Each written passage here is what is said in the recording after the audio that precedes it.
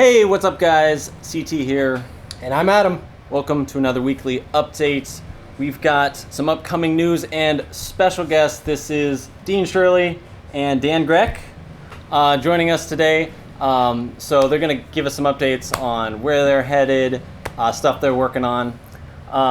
So we're excited to see you guys at Overland East. That's coming up really soon. Adam, take it from there. So Overland Expo East, we've actually got an official booth number. I think we mentioned this in the previous video. It is B as in boy 78.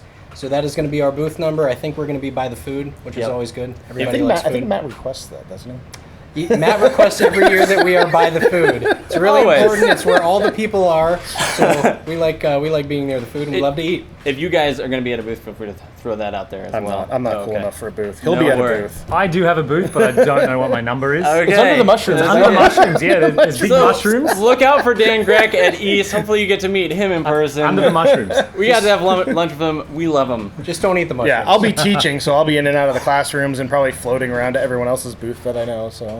So that should cover us for Overland Expo East. When it comes to the Overlander Flea Market that we do here every year, we have an official date for that. That is now going to be November 23rd. That is a Saturday. So you can mark your calendar for that. If you have new gear, old gear, stuff you want to get rid of, definitely bring it out. We do have camping off-site a few minutes away from the shop here. So we do have that available the night before and the night after the event.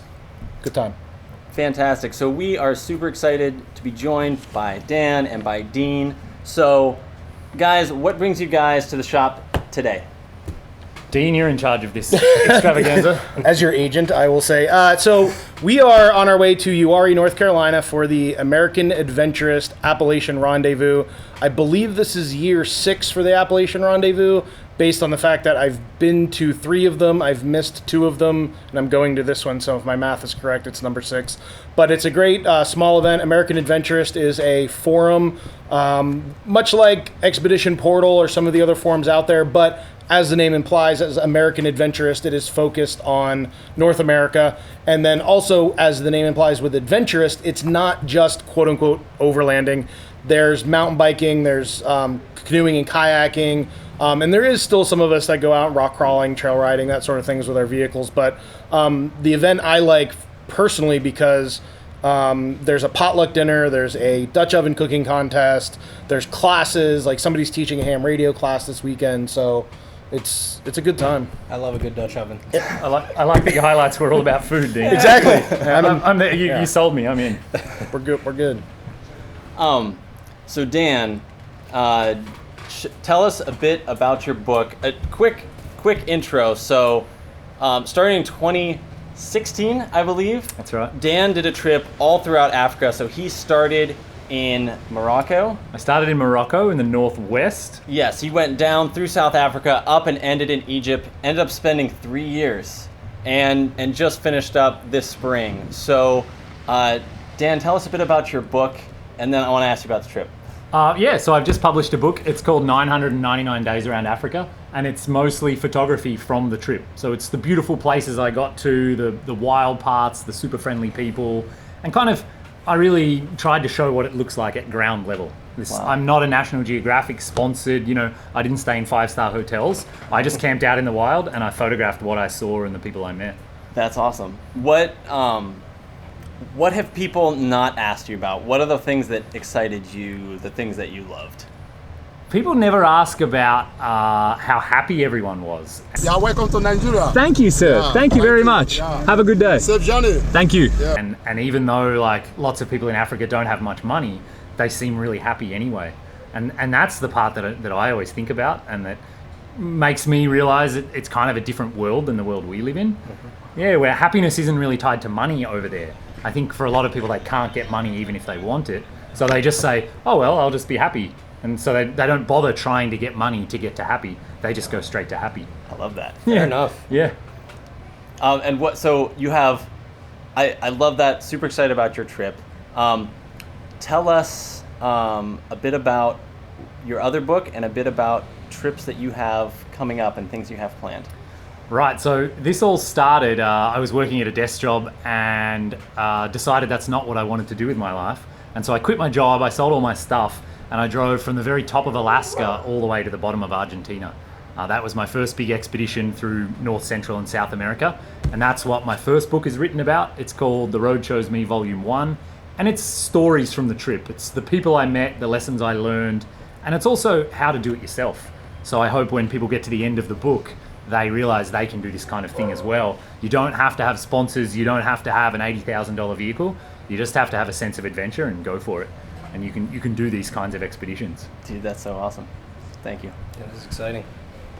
So, Dan is you're a writer. So not only are you published in several books, you've published several books, but you also contribute to some blogs and stuff like that. So tell us a bit about that. Right, I write for a few print magazines like Overland Journal, Tread Magazine, Outdoor by 4, JP Freak Adventure Magazine. And then, I also write for Expedition Portal, and I've been on a few podcasts. Yep, so I just love telling people, you can go and do this stuff. It really is achievable. That's awesome. So, Dean, you've been very quiet over here. So, Dean is also a published author. Yeah. Also hosts a podcast. Yep. And is a blogger himself, and also contributes in different places. Yep. So, tell us about, first tell us about this, and then tell us about your upcoming project. So in 2015, I found myself unemployed and with a background in off-road media, because I started doing that back in 2008. I covered like off-road rock crawling, off-road racing, I did 4x4 shows, PR and marketing for teams and stuff like that. And then my day job was in education, and then the grant that funded my position ran out, and I was kind of forced to reinvent myself. And I was like, well, I'm tired of working for other people, so let me go back to work for myself. So in 2015, I did my first trip, which was down the East Coast. I started in Maine, drove all the way to Florida, and I called it the No Highways Tour because I did not take any major highways. Living in my area, a lot of people are like, oh, I'm going to Florida for vacation, and you ask them how they're getting there, and they're like, oh, I'm taking 95, and I hate 95. So the logo for the book, as you can see, is actually No 95. And the idea just was basically like, wow, I want to do more of these. So I've actually done 2 trips out west, which were basically just spending a month in Colorado, Utah, and Arizona. And then because I'm still a little bit of a rock crawler, book number 4 was a trip down in Uwharrie, North Carolina, which should sound really familiar because I just said I'm going to Uwharrie, North Carolina. So it is probably one of my favorite places on the East Coast. And then the 5th book that I'm working on is called America by Back Roads, and it's just kind of like what Dan was alluding to. We want people to be able to do what we do, and we don't want them to think like, oh, well, I can't afford this, or I have kids, or I don't have the right vehicle. So I'm writing kind of like a guidebook called America by Back Road, a guide to the No Highways lifestyle, and it's trip planning, logistics, how to budget for food, how to budget for fuel, how to pick routes and stuff like that. What resources do I use? Things like Gaia, Purple Lizard Maps, the BDR, which are the backcountry discovery routes, and then other like communities like the Adventure Motorcycle community has a lot of great routes all around the country. Gazetteers, like just things like that, and just kind of like how I go about planning something like this. Which is kind of cool. And then, like you said, I have my blog, which is East Coast Overland Adventures, which was conceived somewhere in Virginia or North Carolina. I came up with that idea. And then I have a podcast called Echoes of Adventure, which just started in July, I believe, was when we started recording. And then there's a couple episodes out, and I'm having a little bit of a battle with iTunes, so some technical difficulties, but they're there. They're on the blog. If you go there, you can just see the Echoes of Adventure is there. And then, like Dan, I've written for magazines like Outdoor by 4, Crawl, JP, written for some other websites and magazines over the years. Fantastic. So your new book that's coming out, when can we expect that? Way to put me on the spot! Wow. Rough timeline, 2019, 2020? So my goal is to always try to have the book for the year out before Christmas. Okay. So I'm a third of the way through the text part. So I would assume if I work on it like maybe a little bit before and after Expo, I should have the rough draft done. And Excellent. then, so yeah, I usually try to have them out by Christmas, although that isn't always true. But I would say sometime between Overland Expo East 2019 and Expo West 2020. Somewhere in that time frame. Quick note, we will give links to Dan's books and Dean's books in the description below. As well as their social media. Yes, as well as the links to all of that stuff. The Wind Pope? If you're on Instagram, that's only be the links in the description on YouTube. So, sorry Instagram, but we'll have that together in a blog post or something for you. You can check that out on the YouTube. So if you want to find Dan quickly, it's at The Road Chose Me, and then Dean at East Coast Overland Adventures. So if you want to go ahead and follow those guys, you can find all of their other social media. You also have YouTube channel as well. That's right. And any other media out there? Facebook? Facebook, The Road Chose Me, and then my website as well is theroadchoseme.com. Okay, theroadchoseme.com. Excellent. Now, And guys, go ahead, Adam.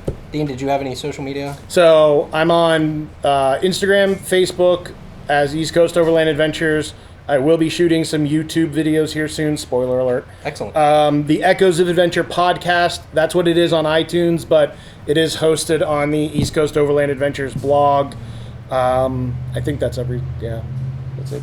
Excellent. So, gentlemen, anything about projects you're working on, things that people should know about, anything that we haven't got to that you guys want to tell people or talk about? I think just like all the shows you and I have been doing. Yeah. So all summer, Dan and I have been traveling around, going to different shows, and it was kind of funny because a lot of the shows we've been going to have been Jeep shows because we are Jeep people. Sorry, Toyota fans.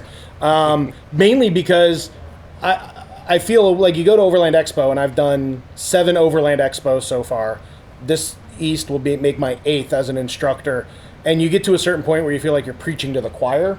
So I've found by going to these shows, and then you can totally back me up on this, we blow people's minds with what we do. Like, you put something like this in front of somebody and you're like, I drove a Jeep all the way to Utah and back. And these guys at these shows are like, oh, well, I trailer mine. And like, I can't believe you do stuff like that. Well, and there's a different mentality from a rock crawler to an overlander to, between those two. And, some people just either aren't exposed to it or don't quite get the concept of it yet. Yeah.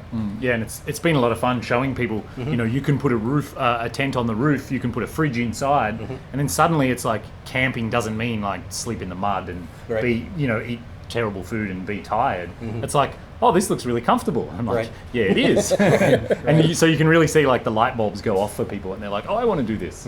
Well, like talk about when we did the Jeep invasion at Bantam, and we were on the street and you popped the top and like everybody just flocked over because they yeah, there was a crowd of maybe 30 people around the Jeep for the next 4 hours. That's funny. Because they just never seen anything like that before. Sure. And all the other JKs were on 40-inch tires and had Hemis and whatever, but there was hundreds of those, but there was kind of only one that was decked out for overlanding. So, if I'm hearing you right, you're saying when you go to Jeep events that tend to be rock crawling style events, they're not used to seeing people set up for long-term camping. Right. Exactly. Yeah. Wow. Yeah. Like, That's really I mean, exciting. like you go to Expo and it's like, okay, yeah, like he's how many Ursa Minor J30 tops do you see at Expo? You see a few. Yeah. And even when I say I drove around Africa at Expo, people are like, oh yeah, that makes sense. Okay, yep.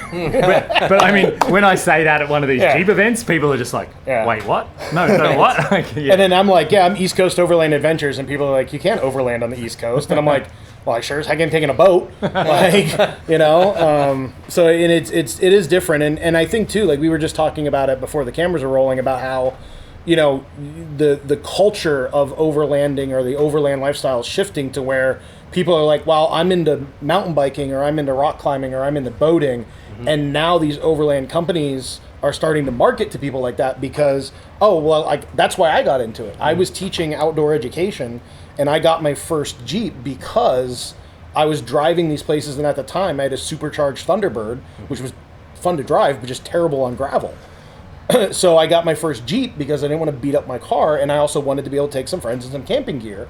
And of course I got on Expedition Portal at the time and got poo-pooed off that because everybody's like, oh, well, you're never leaving the country, you're not overlanding. And I'm like, all right, fine. And then now 10, 15, almost 20 years later, it's now a completely different culture, and I think it's just because it's not completely wide open, but it's, you've got the range, whether it's a Subaru or a Jeep or a truck or a van, you know. Well, what I also find interesting is that the rooftop tent market has absolutely exploded. Yep. You'll see those in most, magazines out there, but people are not necessarily relating the rooftop tents to overlanding. It's just another vehicle accessory. And a perfect segue, we can talk about the rooftop tent rally. Oh, that is coming up. So, what many people don't know is I'm actually the education coordinator for the rooftop tent rally. I've been working with John Fury, who's the park ranger at James River State Park, and I've been helping him kind of coordinate classes so I can basically announce what the classes are going to be. We are going to have a photography class at 10 a.m. on Saturday. It is going to be taught by a guy who is a Big Ten sports photographer, but he is also a mind-blowing landscape photographer. Now, for those that know me, I do photography. This guy's good. Like, I'm good. This guy's good with a capital G. So he is going to be teaching a photography class. Ted from Overland Experts is going to be teaching a recovery class at 11. Mm-hmm. So that's going to be cool. We are going to have an hour break for lunch, and then I am teaching a navigation class, so we'll be doing a little bit of maps, a little bit of Gaia GPS.